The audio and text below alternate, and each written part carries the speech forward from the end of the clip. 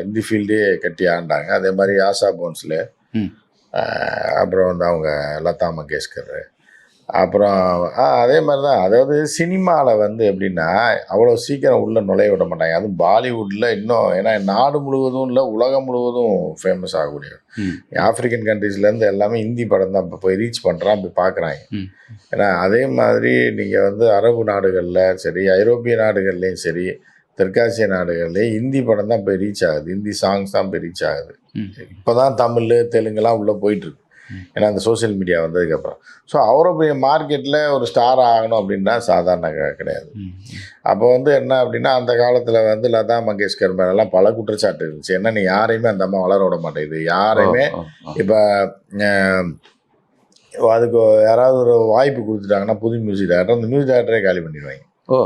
நீ எதுக்கு அவளுக்கு வாய்ப்பு கொடுத்தேன்னா, அல்கா யாக்னிக்னு ஒரு பெரிய பாடகி,